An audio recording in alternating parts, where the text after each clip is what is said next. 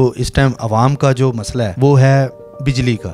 बहुत परेशान हुई है कि 4 रुपये 32 पैसे फिर इजाफा हो गया।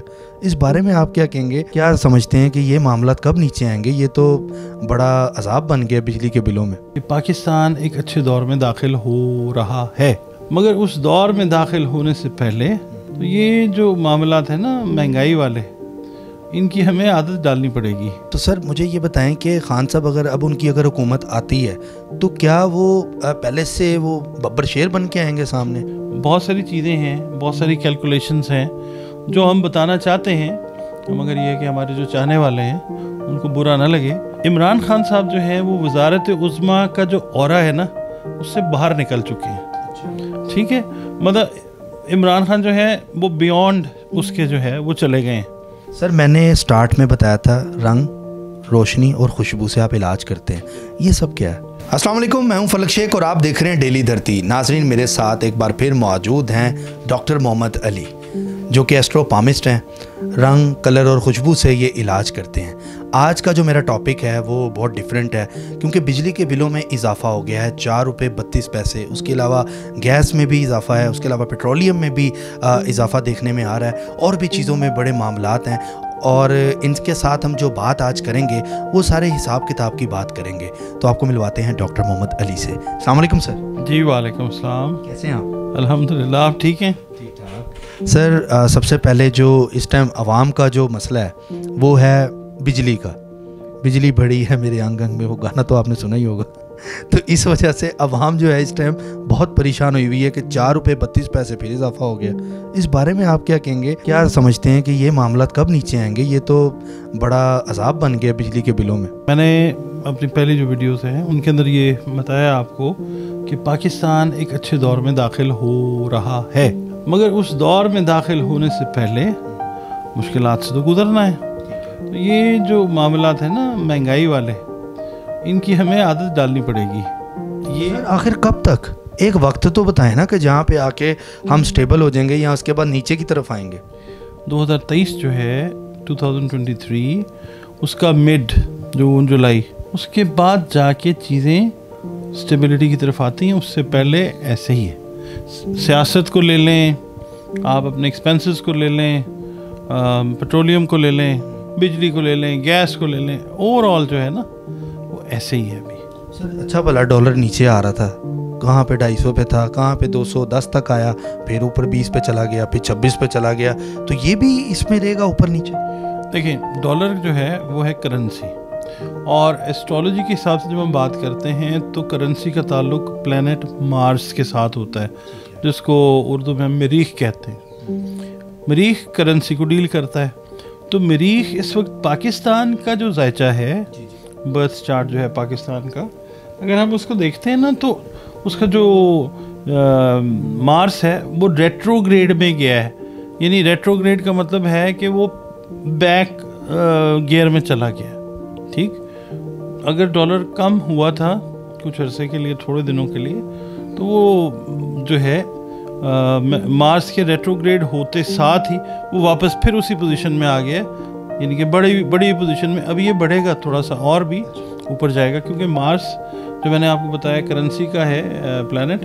और मार्स जो है मैंने शायद एक दो वीडियोस आपकी पहले भी हैं, उसके अंदर बताया है कि मार्स जो है वो डील करता है फाइनेंस के साथ, मार्स डील करता है आर्म्ड फोर्सेस के साथ, मार्स डील करता है एडमिनिस्ट्रेशन जो इस्टेब्लिशमेंट होती है उसके साथ।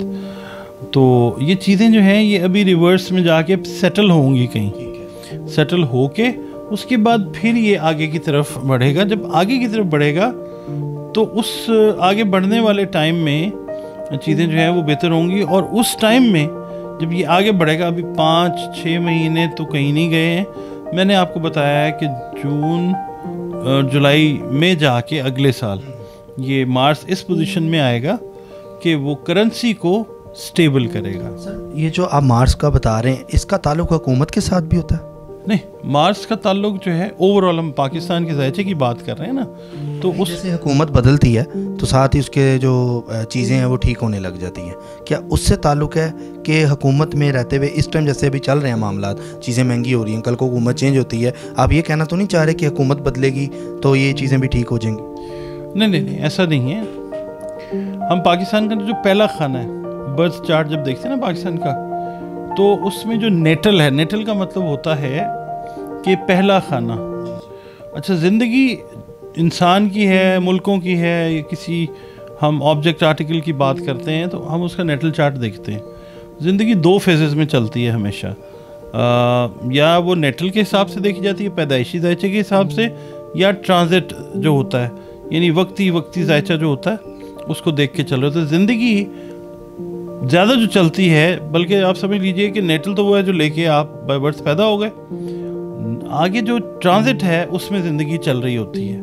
ठीक है, तो इस वक्त जो है, अगर हम जो आपने क्वेश्चन किया है वो ये है कि हम ट्रांजिट की उस पोजीशन में हैं जिसमें मार्स इस पोजीशन में है कि वो रेट्रोग्रेड है, यानी बैक की तरफ आया हुआ है, और मार्स का जो ताल्लुक है वो गवर्नमेंट के साथ नहीं है। हम ओवरऑल बात करते हैं। गवर्नमेंट को अगर हम रीड करते हैं तो हम पहले घर से सन से रीड करेंगे। सूरज जो है गवर्नमेंट की नौकरी से उसका ताल्लुक नहीं है, हाँ गवर्नमेंट से उसका ताल्लुक है, हेड ऑफ स्टेट से उसका ताल्लुक है। हम हमेशा सूरज जो भी होगा मामला मुल्क का है, इंसान का है, वो हम क्राउन से उसको, यानी पहला खाना जो है हम उससे रीड करेंगे। तो पहला खाना अगर हम रीड करते हैं पाकिस्तान का तो सन इन लियो है। ठीक है, सन इन लियो है, और लियो के साथ सैटर्न है, फिर उसके बाद वीनस है, यानी प्लैनेट्स जो हैं वो भरे हुए हैं। तो पहला जो खाना है, और हमने अब ये देखना है कि इन प्लैनेट्स को नज़रात, एस्पेक्ट्स जो हैं वो कौन कौन से किस एंगल पे आज की तारीख में क्या इफ़ेक्ट दे रहे हैं, हमने वो देख के बात करनी है। तो अब जो इफ़ेक्ट्स हैं वो यही हैं कि सैटर्न जो है वो, और मून, वो हमारा जो पब्लिक का मूड है और सोच है वो उसको कर रहा है ज़ाहिर। तो पब्लिक इस सारे अरेंजमेंट से परेशान है, घबराए हुए हैं लोग जो हैं वो किसी न किसी तरीके से चिड़चिड़ाहट कह लें, गुस्से से कह लें, वो रिटेलिएट कर रहे हैं, अपना रिएक्शन दे रहे हैं। तो ये है कि अभी पब्लिक का रिएक्शन जो है वो मज़ीद बढ़ेगा। वो इन चीज़ों को लेके, और जो भी दुनिया में सूरत हाल बन रही है, पॉलिटिक्स की है, इकोनॉमी की है, उसमें ज़ाहिर है पाकिस्तान भी है। पाकिस्तान तो एक बड़े क्रूशल इस वक्त स्टेज पे खड़ा हुआ ना। तो ये कि ओवरऑल मूड्स जो हैं पब्लिक के वो कोई बेहतर नहीं है। सर, बात की जाती है कि हालात बहुत डिफ़िकल्ट हो गए हैं गरीब आदमी के लिए, बड़े मसले मसाइल चल गए हैं, लेकिन जब सैलाब की बारी आई, सैलाब आया, तो उससे आपने नोट की एक चीज़, वैसे जनरल एक बात कर रहा हूँ, कि लोगों ने दिल खोल के मतलब फंड्स दिए। मतलब मैं जिधर भी जाएँ तो वहाँ पे पाकिस्तान में आप देखें कि पाकिस्तानी जो हैं अपने भाइयों के लिए कितने पॉजिटिव हैं कि वहाँ पर जाकर उन्होंने सामान भी दिया, दूध के डब्बे, इतनी चीज़ें, मतलब वो इमदाद भी कर रहे हैं। और ये मुल्क जो है आपको पता है, वैसे ही इस वाले से थोड़ी मेरे ख्याल से मैं बात करना चाह रहा हूँ आपसे कि ये क्या मामला है। पब्लिक का मैंने आपको मूड बताया ना कि पब्लिक परेशान है। उस परेशानी में वो परेशानी भी है जो अपने बहन भाइयों के लिए, अपने फेलो बींग्स के लिए, अपने मुल्क के लोगों के लिए है। और ख़ास तौर पे आप देखेंगे जो वो हैं हमारे ओवरसीज़ पाकिस्तानीज़, ठीक है, उनको आप देखते हैं, है तो वो हमारी ही पब्लिक ना, हमारा हिस्सा, ठीक है। हम उनको जिस मुल्क में वो रह रहे हैं, हम उस मुल्क का भी हिस्सा समझते हैं, क्योंकि ज़ाहिर है बहुत सारे लोग हैं जिन्होंने अपनी नेशनलिटीज़ वहाँ की कर ली है, मगर हमने देखना है कि कौन पैदा कहाँ हुआ, उसकी पैदाइश का जो जायचा है हमने वो देखना है कि अगर वो पाकिस्तान में है, किसी दूर जगह पे चला भी गया है, तो उसका इफ़ेक्ट जो है प्लैनेट्स का, वो दूर रहने के बावजूद भी इस जगह से तो जुड़ा रहेगा ना। तो ये है कि दुख दर्द सेंटिमेंट इस वक्त जो है वो है, और सेंटिमेंट जो है वो मून की पोजीशन से भी ज़ाहिर होता है, और जो सैटर्न है उसकी पोजीशन से भी ज़ाहिर होता है। इसलिए ये लोग परेशान हैं, और इसमें तो मेरे ख्याल अच्छी चीज़ है। किसी को इतराज़ होता हो तो होता रहे। हम पाकिस्तानी जो हैं, ठीक है, अभी एक नेशन के तौर पे इवॉल्व कर रहे हैं। हम एक ना इर्तिका के अमल की तरफ जा रहे हैं जो हम आज तक नहीं जा सके। तो इर्तिका का जो अमल है उसमें देखिए चीज़ें रेट्रोग्रेड भी हैं, बैक के ऊपर आके दोबारा से फॉरवर्ड होना है इन्होंने। ये प्लैनेट्स जो हैं अगर बैक आए तो फिर फॉरवर्ड जाएंगे, ठीक है ना। तो ये है कि हम लोग इस वक्त वक्त हमारा सेंटिमेंट जो है वो इमोशनल है, और इस वजह से हम जो है वो डोनेट भी कर रहे हैं, और हम जो चीज़ें हैं उनको बड़े कीन तरीके से, हम पब्लिक की बात कर रहे हैं, हम कीन तरीके से देख रहे हैं। सर, ये इमरान खान का आपने लास्ट टाइम जायचा बनाया था, आपके पास ओरिजिनल उनकी डेट ऑफ बर्थ भी है, तो सर मुझे ये बताएं कि खान साहब अगर अब उनकी अगर हुकूमत आती है तो क्या वो पहले से वो बब्बर शेर बन के आएंगे सामने अवाम के लिए? वो काफ़ी मतलब कि हेल्प आउट होगा अगर खान साहब की प्रॉपर हुकूमत आ जाती है? वो कहते हैं, एक शेर है, कहते हैं कि हमें भी बोलना आता है, बोल सकते हैं, हमारे चाहने वालों को घर बुरा ना लगे। तो बात यह है कि हम मतलब एस्ट्रोलॉजिकली बहुत सारी चीज़ें हैं, बहुत सारी कैलकुलेशंस हैं जो हम बताना चाहते हैं, मगर ये है कि हमारे जो चाहने वाले हैं उनको बुरा ना लगे। हमने कमेंट्स में गालियाँ नहीं खानी, हमने जो फ़ोन्स हैं उन पे भी हमने कोई बातें इस तरह की नहीं सुननी। तो बस मैं आपको ये बता देता हूँ, मुझे किसी ने कहा जी आप डिप्लोमेटिक एस्ट्रोलॉजर हैं, तो ठीक है, इट्स ओके। डिप्लोमेसी जो है वो भी ठीक होती है अनटिल एंड अनलेस किसी की इसके अंदर कोई बेहुरमती, बदतमीज़ी, तज़हीक ना हो।